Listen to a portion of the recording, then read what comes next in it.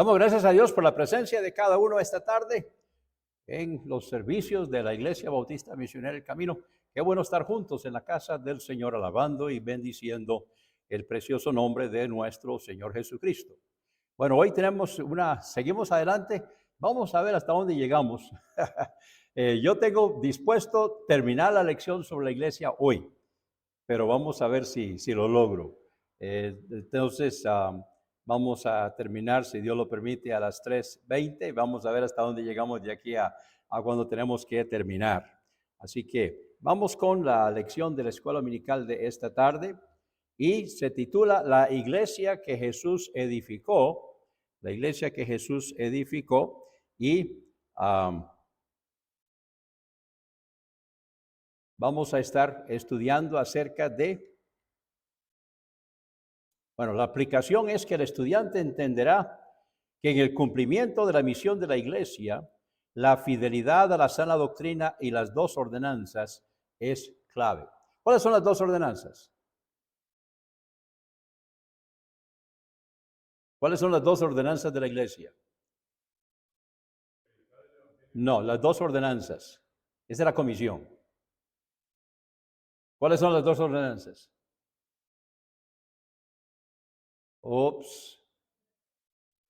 El bautismo y la cena del Señor. Esas son las dos ordenanzas de la iglesia. El bautismo y la cena del Señor. Entonces, y la gran comisión es hacer discípulos a todas las naciones, que también vamos a verlo hoy. Así que vamos a hablar hoy acerca de, vamos al versículo clave, vamos a decirlo todo juntos, Mateo 28, 19 y 20, hablando de la gran comisión. Entonces, digámoslo juntos. Por tanto, id y haced discípulos a todas las naciones, bautizándolos en el nombre del Padre y del Hijo y del Espíritu Santo, enseñándoles que guarden todas las cosas que os he mandado, y he aquí yo estoy con vosotros todos los días hasta el fin del mundo. Amén. Otra vez, este es el versículo clave y es muy importante que ustedes se lo sepan. Mateo 28, 19 y 20. Por tanto, id y haced discípulos a todas las naciones, bautizándolos en el nombre del Padre y del Hijo y del Espíritu Santo, enseñándoles que guarden todas las cosas que os he mandado, y he aquí yo estoy con vosotros todos los días hasta el fin del mundo. Amén. Vamos a repasar entonces un poquitito. Hemos estado viendo en semanas pasadas la naturaleza de la iglesia, la perpetuidad de la iglesia, la constitución de la iglesia, la membresía de la iglesia y el gobierno de la iglesia. Y hoy vamos a ver en esta sexta lección sobre la iglesia que Jesús edificó, vamos a ver la misión de la iglesia y las dos ordenanzas de la iglesia, a ver hasta dónde podemos llegar hoy. Entonces vamos primeramente a Mateo capítulo 28, Mateo capítulo 28 y comenzando con el versículo 18 que acabamos de estarlo citando. Mateo 28 comenzando con el versículo 18. Y Jesús se acercó y les habló diciendo, toda potestad me es dada en el cielo y en la tierra. Por tanto, id y haced discípulos a todas las naciones, bautizándolos en el nombre del Padre y del Hijo y del Espíritu Santo, enseñándoles que guarden todas las cosas que os he mandado. Y he aquí yo estoy con vosotros todos los días hasta el fin del mundo. Amén. Entonces, esta es la misión de la iglesia, o sea, esta es la razón de ser de la iglesia. Si no hacemos discípulos, vamos a morir. Va a llegar un momento en que los miembros de la iglesia van a morir y esa iglesia se va a extinguir. Ya ha pasado. Cuando no se ganan discípulos, especialmente jóvenes, entonces los que estamos ya de adulto mayor, entonces llegamos a un momento que pasamos a la presencia del Señor. Hay que estar ganando discípulos, hay que estar ganando a personas para Cristo, bautizándolos, enseñándoles para que la iglesia, esa es la razón de ser, la misión de la iglesia, la razón de ser de la iglesia. Y es importante que nosotros entonces lo tengamos en cuenta. Vamos entonces a la autoridad. Primeramente vamos a ver de nuevo lo que acabamos de ver. el versículo 18, Mateo 28, 18. ¿Cuál es la autoridad? Y Jesús se acercó y les habló diciendo, toda, ¿qué? Potestad o autoridad me es dada, ¿a dónde? En el cielo y en la tierra. ¿Quién tiene toda autoridad? Jesús. La iglesia no tiene toda autoridad. La iglesia católica dice que ellos tienen toda autoridad. No, señor. Jesús tiene toda autoridad. La iglesia tiene autoridad delegada. Solamente la autoridad que Jesús le delegó a su iglesia. El que tiene toda potestad o toda autoridad es nuestro Señor Jesucristo. Él es la autoridad y Él es la autoridad que envía a su iglesia a hacer discípulos. Entonces comenzamos con la autoridad enviadora. ¿Cuál es la autoridad enviadora? Es una iglesia local, independiente, autónoma y soberana. Entonces vamos a ver primeramente cuál es la orden. Hacer discípulos. Por cierto, en todos estos dos versículos hay un solo verbo. Los demás son complementos. Entonces, ¿cuál es el verbo? Hacer discípulos. Esta es la orden, está en modo imperativo. Hacer discípulos. Es importante que nosotros entendamos, la orden es hacer discípulos. Ahora, ¿cuál es la extensión? ¿Hasta dónde? A todas las naciones. Ahora, los judíos entendían que eso era a los judíos en todas las naciones. Pero Jesús estaba diciendo,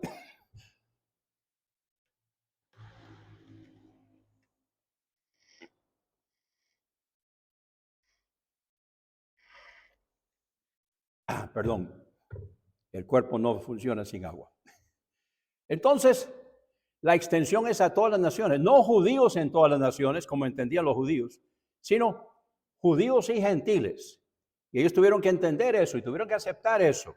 Les costó, pero pudieron entenderlo al fin, pudieron entenderlo gracias a Dios. Entonces, ¿cuál es la extensión? A todas las naciones.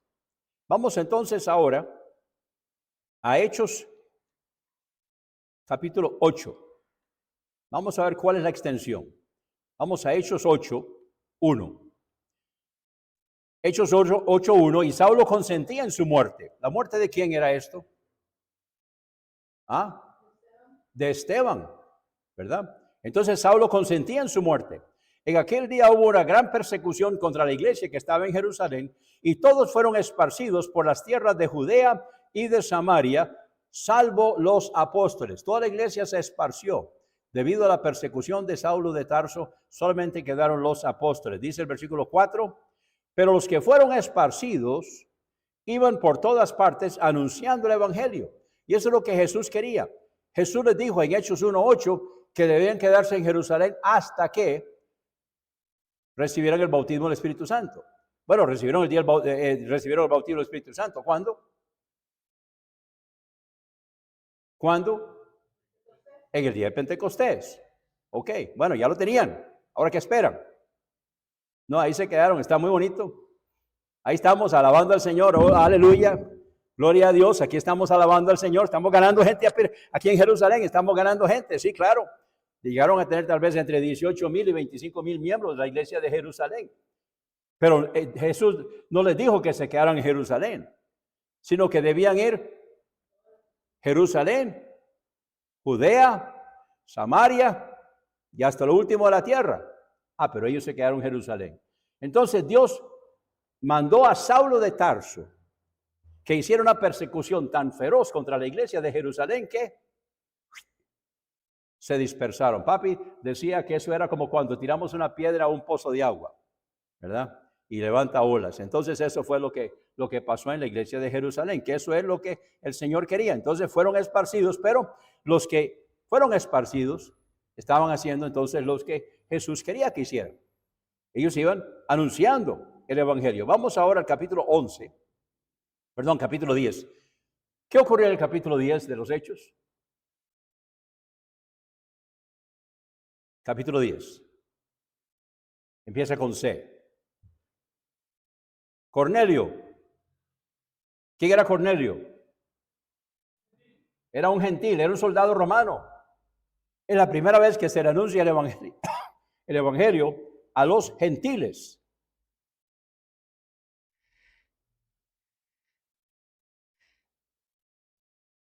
Por cierto, Dios escogió al más racista de todos, a Pedro, y lo envió a él para que él fuera y le predicara a los gentiles. Y si Pedro lo hizo, entonces los demás pues tuvieron que decir, bueno, ¿de qué nos queda? Porque Pedro era el que más se resistía y Jesús tuvo que hacerle ver de que era también a ellos. Entonces, dice en Hechos 10:47, después que Pedro les predicó, vino el Espíritu Santo sobre los que estaban escuchando, gentiles. Gentiles sin judaizar, gentiles sin circuncidar, eran gentiles. Porque estaban los judíos que se circuncidaban y que guardaban la ley. Entonces esos eran los judíos convertidos al judaísmo. Pero aquí estamos hablando de estamos hablando de gentiles. Gentiles no convertidos, sino simplemente gentiles. Y el Espíritu Santo cayó sobre ellos demostrando su aprobación a que los gentiles, sin circuncidarse, sin judaizarse, entonces podían ser salvos. Ahora entonces dice Pedro, ¿puede acaso alguno impedir el agua? ¿A quién le está hablando? Le está hablando a los hermanos de la iglesia de Jope que lo habían acompañado. Los hermanos de la iglesia de Jope lo habían acompañado. Entonces él les pregunta, les está consultando a la iglesia de Jope, ¿puede acaso alguno impedir el agua para que no sean bautizados estos que han recibido el Espíritu Santo también como nosotros? Nosotros, hermanos, creemos que así es como tenemos que recibir candidatos al bautismo. Hay algunas iglesias que han autorizado al pastor para que lo haga. Nosotros creemos que se debe consultar a la iglesia para que la iglesia dé su autorización. ¿Y cuántos votos en contra pueden impedir que una persona sea aceptada a la membresía de la iglesia? 1. Aquí está en el singular. ¿Puede acaso alguno impedir? ¿Por qué un solo voto en contra impide? ¿Por qué? ¿Qué pasa si se acepta por mayoría y hay algunos en contra? ¿Qué está ocurriendo en la comunión de la iglesia? Se está rompiendo la comunión de la iglesia. Hay algunos que no están de acuerdo. No, tiene que ser por unanimidad. La mayoría de las cosas en la iglesia son por mayoría, pero recibir miembros tiene que ser por unanimidad, porque si no, entonces no podemos tenerlos en el compañerismo. Entonces se consulta. La iglesia de Jope se quedó callada. Eso es una manera de pedir la votación. ¿Puede acaso alguno impedir? O sea, ¿hay algún voto en contra? Para que no sean bautizados estos que han recibido el Espíritu Santo también como nosotros. Ahí está el testimonio, ahí está la aprobación de Dios. Dice el versículo 48, y mandó bautizarlos en el nombre del Señor Jesucristo. Entonces le rogaron que se quedase por algunos días con ellos. Así que encontramos primeramente la extensión. ¿Cuál es la extensión? Primeramente Judea, Jerusalén, después Judea. Pero ahora, incluyendo a los gentiles. Vamos ahora al capítulo 11. A ver, ¿qué pasó con los que fueron esparcidos en la iglesia de Jerusalén? Dice, ahora bien, los que habían sido esparcidos a causa de la persecución que hubo con motivo de Esteban, pasaron hasta Fenicia, Chipre y Antioquía, no hablando a nadie la palabra, sino solo a los judíos. O sea, ellos iban nada más predicando la palabra solamente a judíos, no, nadie más. Dice el versículo 20, pero había entre ellos unos varones de Chipre y de Cirene. O sea, estos eran hermanos, eran gentiles judaizados, los cuales cuando entraron en Antioquía, hablaron también a los griegos, o sea, a los gentiles no judaizados, anunciando el evangelio del Señor Jesús. Así que ahí se estableció la iglesia en Antioquía. Por cierto, que fue la primera iglesia donde se le llamó a cristianos por primera vez, fue en Antioquía. Esa iglesia que se estableció en Antioquía llegó a ser la iglesia enviadora o auspiciadora del apóstol Pablo con Bernabé, después Pablo con Silas. Fue iglesia auspiciadora. Entonces quedó a raíz de los hermanos que salieron esparcidos por la persecución de Saulo de Tarso y llegaron a Antioquía predicando la palabra del Señor, y ahí se estableció una iglesia. Vamos ahora a Romanos capítulo 10, comenzando con el versículo 9. Recuerden que cuando Pablo llegaba a una ciudad, ¿A quién se dirigía primero? A los judíos. Su amor era por los judíos, pero su misión, su encargo era a los gentiles. Pero el Señor lo mandó a él a los gentiles, pero primeramente él siempre iba donde los judíos. Entonces aquí está hablando, en Romanos 10, está hablando a los gentiles de la iglesia de Roma, pero hablando acerca de los judíos, que si confesares con tu boca que Jesús es el Señor y creyeres en tu corazón que Dios lo levantó de los muertos, serás salvo. Porque con el corazón se cree para justicia, pero con la boca se confiesa para salvación. Está hablándole aquí a los romanos que eran gentiles. Pues la Escritura dice, todo aquel que en él creyere no será avergonzado. ¿Quiénes están incluidos en todo aquel? Todo aquel, ¿verdad? Todo aquel. ¿A quién está incluido? Todo aquel. Hoy personas excluyen a personas. Dicen, si no está en la lista, si no es escogido, entonces no queda incluido. No, ahí dice todo aquel. La Biblia, ¿qué dice Juan 3:16? Digámoslo todos juntos. Porque de tal manera amó Dios a el mundo. ¿Para qué? Todo aquel que creyera en él, no se pierda, mas tenga vida eterna. Entonces, esa es nuestra posición. Aquí dice, todo aquel que en él creyere, no será avergonzado. Seguimos leyendo. Porque no hay diferencia entre judío y griego, pues el mismo que es Señor de todos es rico con todos los que lo invocan. Porque todo aquel que invocar el nombre del Señor será salvo. Muy importante. Todo aquel que invocare el nombre del Señor será salvo. Entonces, ¿cuál es la extensión? La extensión es el mundo entero. Ahora, hay dos complementos aquí en el pasaje en la Gran Comisión. A los dos complementos son bautizándolos y enseñándoles, le llamamos participios. Bautizándolos en el nombre del Padre, del Hijo y del Espíritu Santo, enseñándoles que guarden todas las cosas que os he mandado. Gramaticalmente se le llama verbales. O sea, son complementos al verbo. El verbo es hacer discípulos. Pero entonces hay un par de complementos aquí que completan el significado del verbo. Hacer discípulos ¿a quiénes? Bautizando. ¿Qué van a hacer con los discípulos? Bautizándolos y enseñándoles. Entonces estos son los dos complementos al verbo hacer discípulos. ¿Y cuál es la permanencia? ¿Qué fue lo que Jesús dijo al final de Mateo 28:20? Yo estaré con vosotros todos los días hasta el fin del mundo. Es la permanencia. Yo estaré con vosotros todos los días hasta el fin del mundo. Vamos ahora entonces con las dos ordenanzas de la iglesia. Otra vez, ¿cuáles son las dos ordenanzas de la iglesia? Ok, bautismo y la cena del Señor. Otra vez, los hermanos de la Iglesia Bautista Misionera del Camino. Gracias a mi hermano Olman por participar, pero yo quiero que mis hermanos de la Iglesia Bautista Misionera del Camino me contesten. ¿Cuáles son las dos ordenanzas? El bautismo y... Muy bien, bueno, le dicen la Santa Cena, así le pusieron. ¿Cómo se llama la Cena del Señor en la Biblia? Hay dos términos. La mesa del Señor, no dice la Cena del Señor, no está en la Biblia. ¿Cuáles son los dos términos? La mesa del Señor y...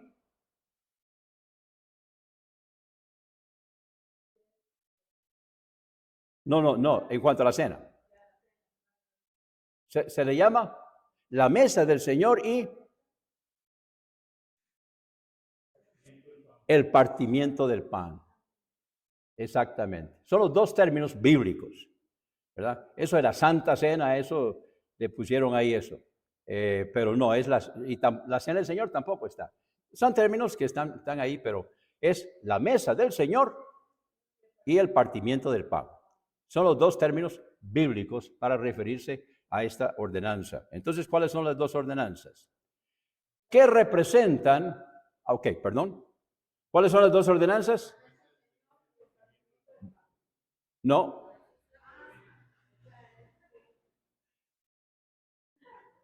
Esos son los dos términos con que se usa mi hermana para referirse a la cena del Señor. Ok, ¿cuáles son las dos ordenanzas?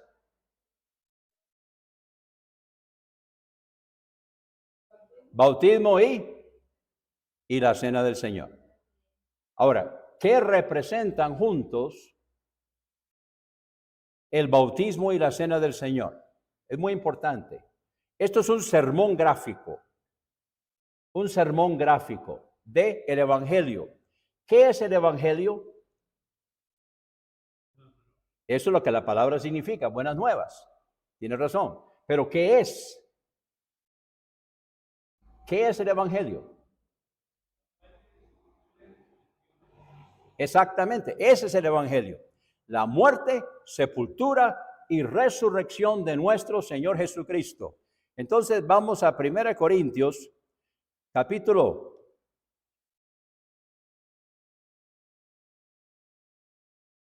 15, versículos 3 y 4. Ahí está. Anótelo. 1 Corintios 15, 3 y 4. Ahí está qué es el Evangelio.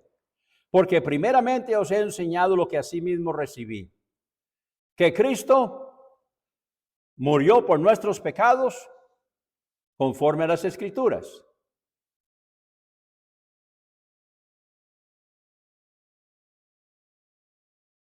Y que fue sepultado y que resucitó al tercer día conforme a las Escrituras. Entonces, ¿qué es el Evangelio?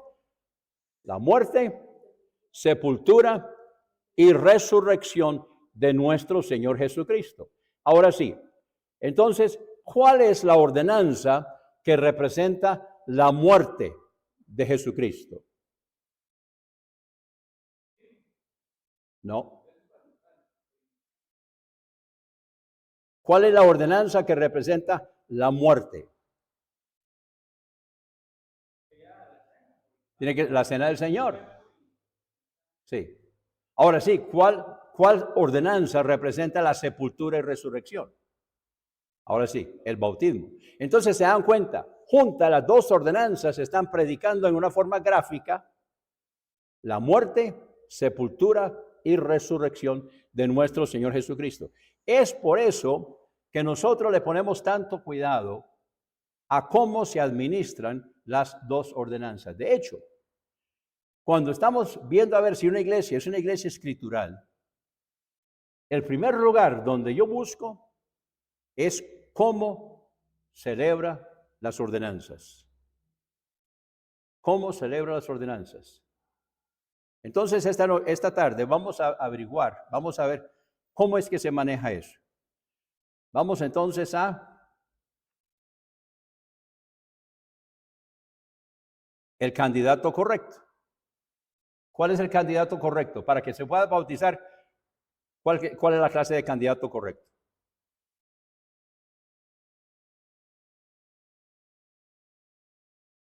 ¿Ah? Exactamente, un creyente. Un creyente. Entonces, ¿cuál es el candidato correcto? Vamos a ver algunos versículos aquí. Hechos 2:41. Aquí está en el día de Pentecostés, después de la predicación de Pedro. Así que los que recibieron su palabra fueron bautizados. Entonces, ¿qué dice? Los que recibieron su palabra fueron bautizados. ¿Verdad?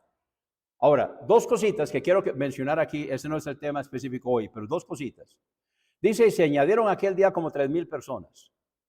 Los que creen en la Iglesia Universal y Visible, que no es bíblico, dicen que al aceptar a Cristo como Salvador personal, entonces entraron a formar parte de la Iglesia Universal Invisible. Segundo, lo que dicen es que la iglesia empezó en el día de Pentecostés. Dos errores. Número uno, la iglesia empezó al comienzo del ministerio de Jesucristo. Aquí dice que se añadieron. No pueden añadirse a algo que no existe. Entonces fueron añadidos.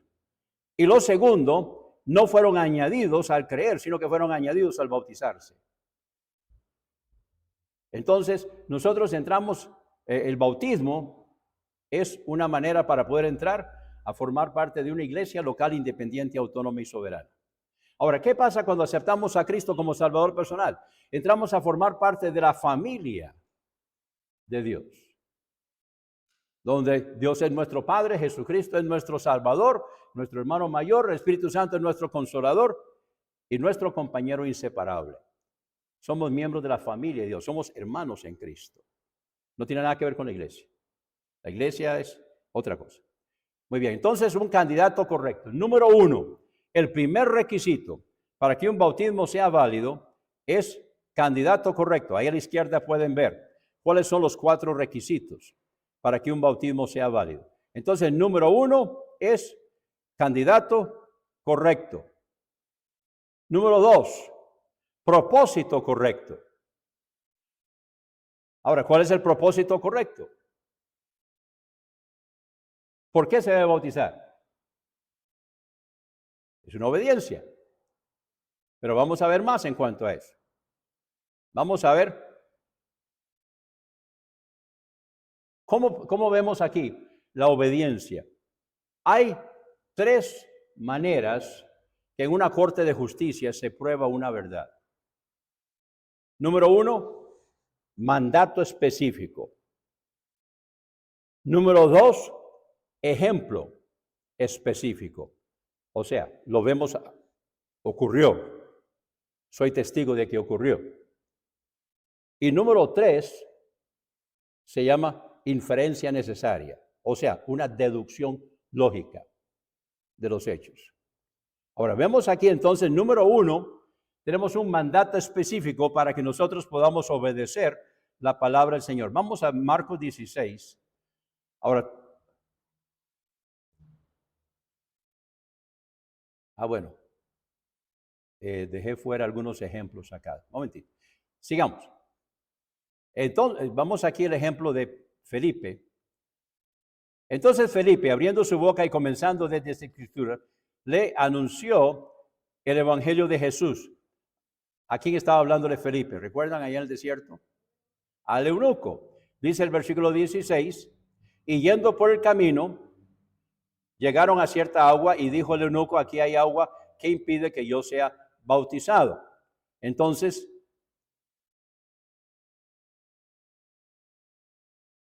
Felipe dijo, si crees de todo corazón, bien puedes. Y respondiendo dijo, creo que Jesucristo es el Hijo de Dios. Es lo que estaba buscando ahí de el candidato idóneo, que no incluye ese versículo hace un momento. Entonces, para que el eunuco fuera candidato, entonces él tenía que declarar. Y entonces Felipe le dijo, si crees de todo corazón, bien puedes. Y él contestó, creo que Jesucristo es el Hijo de Dios. Es un candidato idóneo. Ahora sí, seguimos adelante. Mandó parar el carro, descendieron ambos al agua, Felipe el eunuco, y lo bautizó. Ahora sí, vamos a Marcos 16, 15. Y les dijo, id por todo el mundo y predicad el evangelio a toda criatura. Ahora aquí está la gran comisión en Marcos. Pero Marcos incluye otra cosa que se presta hoy para confusión. Porque dice el versículo 16, el que creyere y fuere bautizado será salvo, mas el que no creyere será condenado.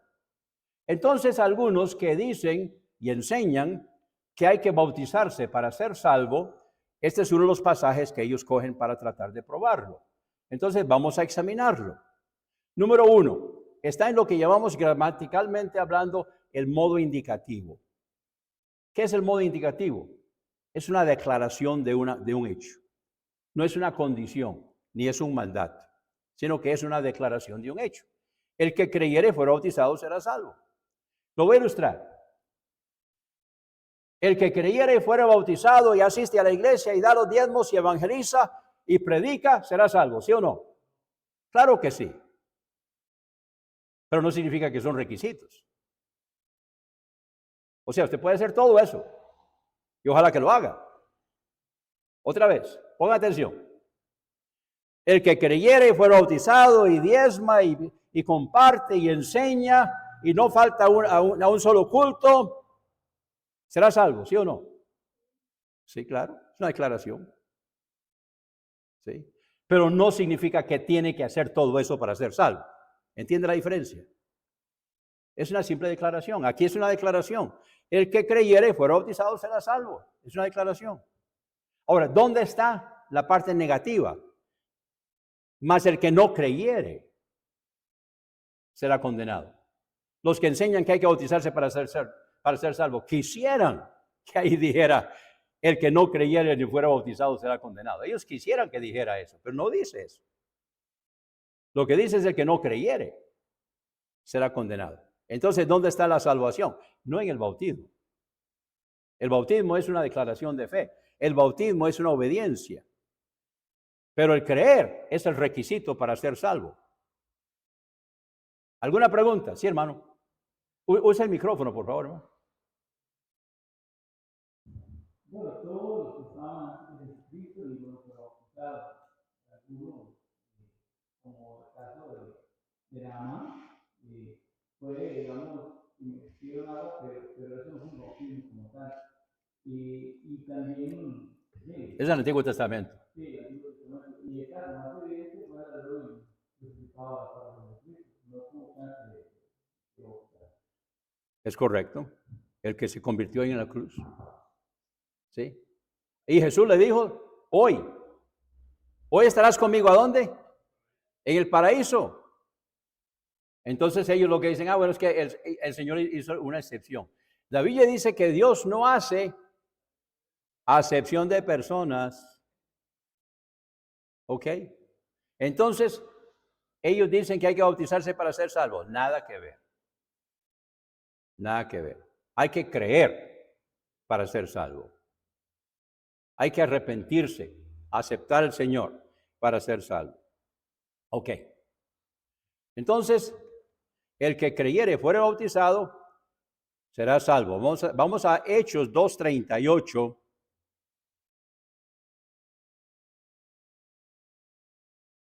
Hechos 2:38. Ya casi voy terminando. Porque sí, ya veo que no voy a poder terminar el tema hoy. Pero vamos a llegar aquí hasta un par de minutos. Entonces, en Hechos 2:38, aquí está hablando Pedro, predicando su sermón, en el sermón el día de Pentecostés. Entonces, en los versículos anteriores, es importante, no lo incluí. Bueno, voy a buscarlo un momentito. Deme un chancecito aquí. Hechos, es importante ver la pregunta de ellos.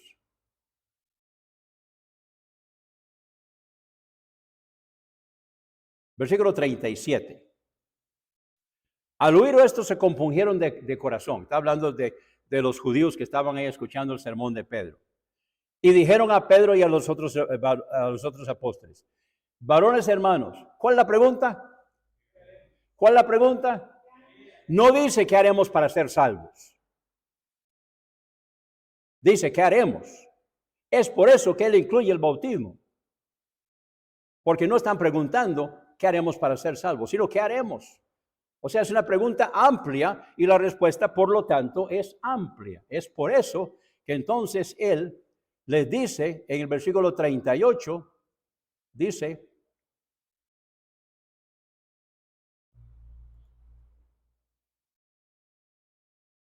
pero les dijo, arrepentíos y bautícese. Ahora, tomemos nota, ya con esto voy a terminar. Arrepentíos es singular o plural. Plural. ¿Quiénes se deben arrepentir? Todo el mundo. Arrepentíos está en el plural. Arrepentíos. Pero dice, y bautícese cada uno de vosotros. ¿Eso es plural o singular? Eso es singular. Entonces, ¿quiénes son los que se deben bautizar? Los que en realidad se arrepienten, ¿verdad? Esos son los que se tienen que bautizar. Bueno, se deben bautizar. Entonces, arrepentíos, plural, todo el mundo se debe arrepentir. Pero bautícese cada uno de vosotros los que realmente se arrepienten en el nombre de Jesucristo para perdón de los pecados y recibiréis el don del Espíritu Santo. Bueno, vamos a llegar hasta aquí hoy y vamos a terminar. Entonces, no, vamos a tratar de terminar la próxima semana. Vamos a ver hasta dónde llegamos, pero quise llegar hasta aquí y poder ver en cuanto a la iglesia, y espero que esto les ayude. Ahí queda la grabación para que lo puedan repasar y lo puedan compartir con otras personas también.